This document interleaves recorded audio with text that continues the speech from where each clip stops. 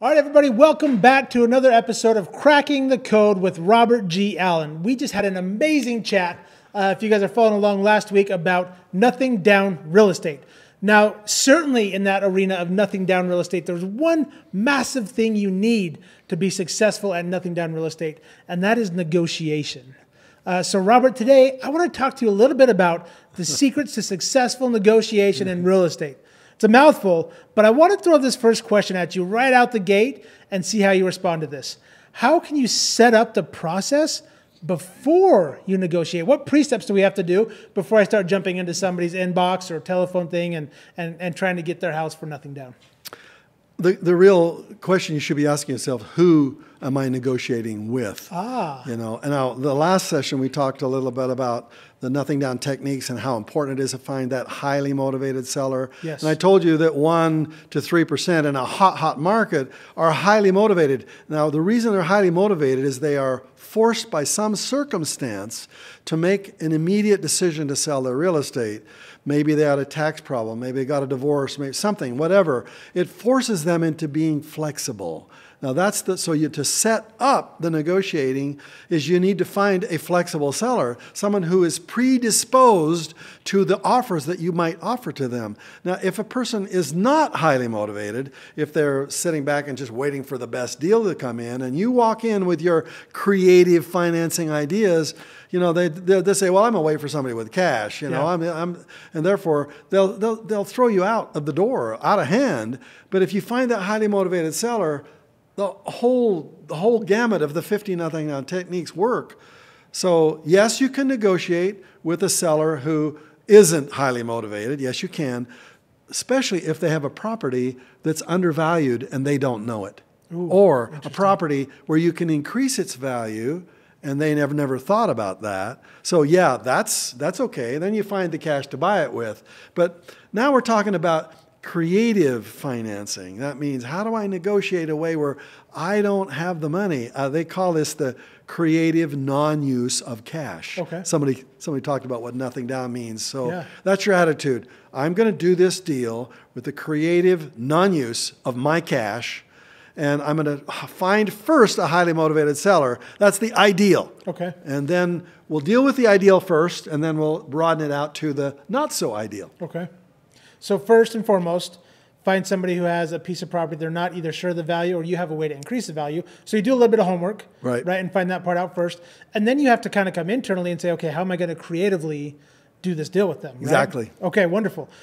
So the entire art of negotiation is intriguing to me. It takes a little bit of learning, a little bit of know-how. Talk to me about the attitude needed to kind of work on that successful negotiation tactic that you're talking about. Well, the most important word that you'll need to internalize is trust. Okay. Because if you have trust, the deal is easy, fast, fun, simple. If you have no trust, it's hard, slow, and complicated. It's just that simple. So the real question is, how do you develop with trust with somebody that you don't know, a total stranger? Yes. And you come into the trusting conversation with somebody that in your mind, it must be a win-win transaction. Okay. Now, my mentor, Stephen Covey, taught me that. It's in his famous book, The 7 Habits of Highly Effective People. Sure. It's one of the habits. Win-win, think win-win. And before that, I was really buying into the world's idea of negotiation, which is win-lose. Yeah. I win, you lose. I buy it cheaper than you want to sell it. I'm going to get the advantages all to me. You get none of those advantages. And that is the lie about negotiation. It doesn't work. So inherently, let me stop you real quick. Inherently, isn't negotiating really just trying to find that win-win, right? Like, exactly. If you start out with the mindset of like, I'm going to go in to win this and they're going to lose, have you already lost the battle? Yes. Yes, you have. And when it comes to real estate, here's the problem with real estate. They put a realtor between you and the seller. So what the realtor's objective is to find out what you want, find out what they want, try to get you to meet in the middle, but they're paid by the seller. Yes. So technically, they lean that way. They lean that way. And therefore, also, a realtor is not a creative person. And most realtors are traditional house sellers, you know. Yeah, by the book type of people. Exactly. And when I come up, they are, let's take you to the bank, let's get you to qualify, let's do the 4 things that a banker wants: cash flow, credit, collateral, traditional, you got lots of money, you got lots of credit. That's who they're looking for. And when you show up with these creative ideas, they're gonna shut you down, and they won't even let you talk to the seller. So that's why I love a for sale by owner, because the realtor isn't in the middle. Yeah. And if I find out that the seller is it has a little flexibility, and how do you discover that? When you look at the listing. The listing will usually list a few in the comments section, some creative opportunities. So for example, a seller being transferred and needs to close quickly. Oh. Seller might be willing to consider a mobile home or a motor home as part of the down payment, because maybe they want to travel around the United States. Seller as being, seller is going through a divorce and needs to, in other words, if the realtor has been smart enough to put those kinds of comments into the comment section of the listing, that's a clue. That lets you know that the seller is probably a little more flexible. Those are the kind of clues I look for first. Yeah. Then I'm going to say to the seller, is it possible that I could talk? I'm sorry, say the realtor, is it possible I could talk to the seller? Yeah. And they're going to resist it. They're not going to like it. You might say, okay, if I'm going to make an offer to this seller, I must present the offer face to face. Now, why would you want to do that? Don't you want to have the realtor as the buffer so you can offer lowball offers and things like that? If you're a creative investor, it means you don't have lots of cash, credit, cash flow, or collateral, then you'll want to find out what that seller's problem is, and the realtor won't tell you. Yeah. The seller will. And so when you sit down with the seller face to face, better if they're a for sale by owner. Yeah, for sure. But you could sit down and say, Mr. Seller, Mrs. Seller, forgive me, I know this might be personal information. So you don't have to answer if you don't want to. But I was just curious. Why did you list it for sale? I mean, why do you want to sell? Is there something that some other opportunity that you have? Would you be willing to share that with me? And most of the time they will. Yeah. But if they don't, if they say, that's none of your bloody business, well, what does that tell you? It tells you that the seller really is not that flexible. Yeah. They're not that motivated. Yeah. Because if they're willing to blow off a buyer, then you go, you might say right there on the spot, I'm looking for a creative, motivated seller. And it seems to me that you're not that way. I'd like to give you your price, but I need some terms. I need for us to negotiate here. If you're really not interested, and then you stand up and walk out. Yeah. Just leave. Yeah, and that's hard, right? In a negotiation process, when you can't create that win-win situation that you're after, Exactly. to be able to walk away, and not only does it I would imagine that some of these sellers at the end are like, oh, maybe I should have thought about that. But it holds your integrity as well, right? Because you're able to say, listen, I'm Robert Allen. I'm coming to you. I don't want to soil my name by doing a win-lose situation. Yeah. And so you're able to protect your namesake as well. That would be a good way to say it, frankly. You'd say, I think maybe you misunderstand what I'm trying to do here. I want this to be a win-win transaction. I want you to win. I'm not trying to beat you down to your lowest price. But I've got to win too. Yeah. I'm an investor. I'd like to buy at a little bit better price, a little bit better terms. Do you think that would possibly work for us?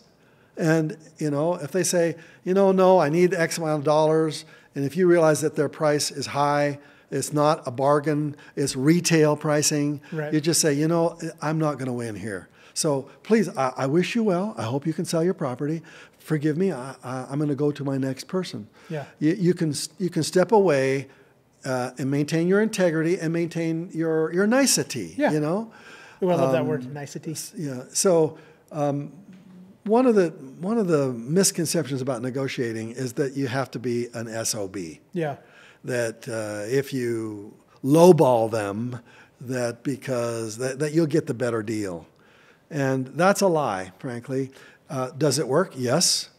Can it work for a real estate agent or real estate buyer to buy good bargain property? Yes. A little bit of time. But remember, when you buy right and the seller feels like he or she has won, got a little bit of dignity out of there, Yeah. then they're going to remember that. And then when their friend calls them and says, do you know somebody who buys real estate? I'm trying to sell my property. Oh, you got to talk to Bob. Yep. Because it was fair. It was a fair deal. It didn't beat me to the last dollar. Well, and what's really interesting is you and I both know Chris Crone very well. And one thing that I've been fascinated to watch Chris as he does his negotiations, not only with homes and real estate, but just in business in general. Right. He is always looking for that win-win situation, right? And it's amazing to watch. And it's changed my attitude at how a great negotiation works. Because I've always kind of looked at I think a traditional kind of win-lose or maybe like a 60-40 or 70-30 split, right? Where they feel kind of good and I feel really good. So that's amazing. So give me this, Robert. What is the bottom line? Like in one sentence or two sentences, what is the bottom line of a great negotiator? How do you know if you're a really good negotiator, a great negotiator? Well, back to win-win. Yeah. It's not win-win. It's not win-win. But it's you got to win. And as an investor, you have to walk away from a deal when it exceeds the price you know in your mind is the highest you can pay. Oh, the walk away. How difficult is that? Oh, it's really difficult because especially if it's a nothing down deal. I've had one of my students, he came to me and he said, you'll be so proud of me, Robert. I bought this property with nothing down, not a penny down. I said, well, was it a good deal?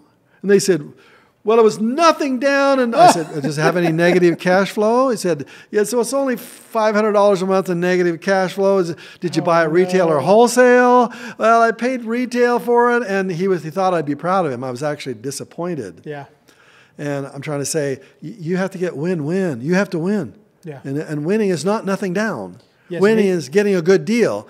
Then you have to be willing to walk away from it. It's not. And, sometimes you're not using that as a ploy, like I'm going to back away, I'm going to take it away and make them, negotiate with me. No, you want to have integrity. You're basically saying, Mr. Seller, I can't win on that price. I can't. But I wish you well. I hope you find a retail buyer who will buy your home or your apartment building or whatever you're selling. Yeah, and enjoy it, right? Good luck. I wish you well. Well, and it's interesting because we have a concept here that we like to talk about in the office of an integrity score, right? Ooh. And I think what that does is that just maintains your integrity score, right? Wish you the best. It's not going to work out for me. I really hope you have a great day, right? Yeah. And on both sides, right? Then they consider you as a negotiator a high integrous person. I can't say that word. And they still feel that they have their integrity intact as well instead of having to negotiate a win-lose. Okay. Yeah. Now you'll find that sometimes when you walk away from a deal like that, they put the property on the market and they don't get the price they want. Sometimes the first offer you get is always the best offer. And so sometimes a month later, they come back to you. So planting that seed, right? Exactly. Your win-win integrity score is going to come back and that's put that out into the world and it's going to come back for you. That's why writing offers is so important.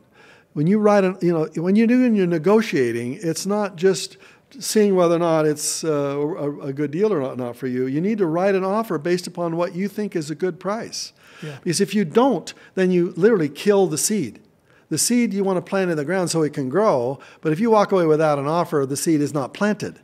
So I can't tell you how many of my students have come back to me and they said, we made them an offer, they didn't want it, and then 6 months later, they came back to me and they said, will that offer still hold? I think I want to do it. I had a gal, she worked at the post office. She came to my seminar, this was a decade ago, and she spent like $5,000 to come to one of my seminars, and she said, Robert, I need this $5,000 is my last money. It's got to work. And I said, well, if you write 100 offers, it'll work. And she said, can I track you on, I hold you to that? And I said, sure. So, well, about 60 offers into it, she calls me and she said, I've written 60 offers and nothing has come from it. What's going on here? And I said, just have faith. Just keep writing your offers, see what happens. The second offer she wrote, the second one she wrote, was to a little bank that had foreclosed on a property and was trying to sell it to somebody else. Well, everybody bid. She put her offer in, and somebody else won the bid. Okay. And they came into the property. They really weren't very good. They'd done some fix up and they kind of got in over their head, and they gave the property back to the bank. And she was the second offer in line, and they called her on the phone and they said, if you'll bring in $30,000 today, you can have this property at the price you wanted. And she said, today? They said, well, we have a lot of people who say they want it, but you're second in line. She had to go to her cousin, borrow the money. Her cousin had the money. She said, let's go. They took it in $100 bills, pulled out of the bank in cash, and $30,000 in $100 bills, and bought a property that was worth $50,000. I'm sorry, that was worth $200,000 for $50,000. Oh, geez. And So 30,000 down, and there was a little note that they carried. Yeah. So she made $150,000 on that one deal 6 months after she wrote the offer. So this is just a tip to everybody who's watching. Most people don't do this. They look in the online, they find a deal, they analyze it, they talk to a realtor, they don't write the offer, and therefore the seed isn't planted. Yeah. It's not going to grow. Yeah, very interesting. Make sure you plant your seeds. Speaking of planting seeds, how do you plant that seed or build that trust with a total stranger? We talked a little bit about it in the way you do it, right? Your voice inflections and things like that. That just you're a very polite, positive person. We love having you around here, and so that's easy for you. But how would you coach somebody into building trust with a total stranger? It's having a problem-solving mindset. So rather than you coming to somebody and saying, how much money can I make on this deal? That's a me. Yeah. A problem-solving mindset is a you. And so you're essentially trying to discover what their problem is. And if you can discover the problem, perhaps it can be solved in a way that doesn't require your cash, your credit, or your collateral. See what I'm saying? Yes. So the bottom line is, can I solve this problem? Can I solve your problem? Now, maybe I can't buy it and solve your problem, but maybe I could tell you how to solve your problem. That'll be a win for you, but not a win for me. Therefore, I'm not going to buy it. But this is what I would do if I were you. I would do this, and this. So it's having the problem-solving mindset. You're looking for people with problems that you can help solve. I love that. So you get the opportunity, even if it doesn't work out, you get the opportunity to be their mentor for just a little minute. Yes. And then again, planting that seed, right? Like building that trust with that stranger, right? It'll come back. It'll be like, hey, I know this guy, right? Or I know this gal who is great at this. And your network begins to grow, right? Like it's a really cool concept. I love that. I think when we talk about negotiation, again, like I said earlier, like sometimes I used to think of it as a win-lose, like you were talking about. That was a major misconception that I have. Or had, I guess, about negotiation. Talk to me about the major, beyond mine, is there another major misconception that people have about the negotiation process? Well, fundamentally, it's you're trying to beat somebody down to get the lowest possible price. It's got a stigma. And it just fundamentally win-win. I want that person to win. I think of one of my students who became a millionaire, by the way. And he was doing his first real estate deal was the neighbor across the street. Oh, wow. And her house was going into foreclosure. And he went to her and he said, I'd like to buy your house. And she said, I'm sorry, somebody already bought it. They're coaching me on how to sell it and get it out of foreclosure. And she loved the fact that he was trying to help her. So he said, well, make sure you do this, make sure you do that. Can I help you fix it up? With no expectation of return. Mm. You know, this is really a hard one for people to get. They think that in order to give, you have to get. And therefore, if I'm going to help you solve your problem, I must receive something from it, right, or I don't win. And the fundamental basis of all really successful people is that they're givers. They give with no expectation of return. And that's what he did. He said he helped her guide her through it, told her what to watch out for. And then just before the foreclosure was to happen, she called him on the phone in desperation. And she said, they were stringing me along. They brought me to the point where I can't cure the foreclosure now, and they're just waiting for the foreclosure, and I'm going to lose everything. Can you help me? And so he had to pull the cash together to help her. Yeah. But at the foreclosure, he got the house. This is what he did for her, though. Yes, he got her house, but he found another property for her to move into. He gave her some of the proceeds from the money. He made $100,000 in cash from that deal, but she got some of it. But he didn't have to give her any of it. And I'm telling you, when you do that for somebody else, the universe sees it. Now, I don't know if you believe in a higher power, but I do. Who knows where all the don't wanters are right now? Right. I don't know if you believe, do you call that God? Do you call it universe? You call it Allah? Whatever word you use, I use Heavenly Father. And does Heavenly Father know who's praying right now to have their property taken from them so they don't have to have it anymore, so they can solve their problem? If you are a giver, as they say, you know, what goes around comes around. If you're a giver, the universe steps in, and it's invisible to you. But just opportunities start flowing to you. You didn't know how they got that way.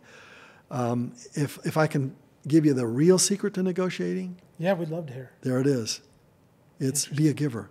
Be a giver. Be a giver. I absolutely love that. So, like you're saying, the major misconception really is that somebody has to be taken advantage of. Yeah, exactly. And on the flip side, when you plant those seeds of giving and having an attitude of giving, right, that will come back tenfold to you as you're looking at creating a successful real estate business for yourself and negotiation, really, in general, right? That is super powerful.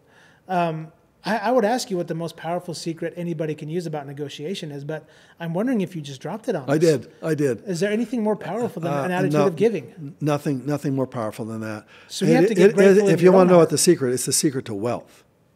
So I want to be a partner with somebody who knows where all the real estate bargains are right now. Yeah. And the way you get into that club is you're a giver. Now look at all the billionaires in the world, massive givers. They don't give just 10%. They give 50%. You know, Zuckerberg gave 99% of the Facebook fortune away. So if you're a giver, wealth flows to you. If you're a taker, wealth flows away from you. Wealth flows to you if you give. Isn't that? It's kind of like it's like it doesn't work. You know, when I give my money, or when I give my time, when I give my support, when I give my help, then that means it reduces my money. Giving is not a subtractor of wealth. It is a multiplier of wealth. Ooh, I love that. And when you see rich people, that's why they multiply their wealth. That's why the presidents and the top of corporations make 500 times more than the average worker in their company, because they probably gave their way to the top. And most people think just the opposite. They think they stole their way to the top. Scarcity. And sometimes some people do steal their way to the top, but generally speaking, they give their way to the top. When I talk to my millionaire friends, they're good people. Yeah. They're charitable people. They help. They're positive. They're friendly. I would go so far as to say, Robert, that you're giving that to us now. You're allowing us an insight into how to build wealth and how to create generational wealth by some secrets that people never dreamed would have had before, right? Just by tuning in and listening. I think it's absolutely amazing. It's interesting here, as I wonder and as I think about the art of negotiation. Give me like the book. Give me the thing that everybody should read. Is there a document? Is there books? Are there books, plural, that everybody can go after? Give it to me. What's at least the one that we should go out and get? I have, for most of my life, hated selling, persuading, negotiating, because I felt I wasn't good at it. And somebody gave me a book that has earned me tens of millions of dollars. Before I read that book, I felt I was terrible at negotiating and persuading, and I'd always have other people try to do it for me. The book is called Influence by Dr. Robert Cialdini, Cialdini. Okay. He talks about 6 fundamental principles. And the first principle is reciprocity, which is another way of saying giving. Reciprocity, however, is less powerful than giving, because reciprocity means when I give to you, you will reciprocate and give back to me. That is lower level giving, when you expect a return. Yeah. Higher level giving is where you give and expect nothing in return. Okay. You give because you're a giver. You don't want anything in return. You give because that's just who you are.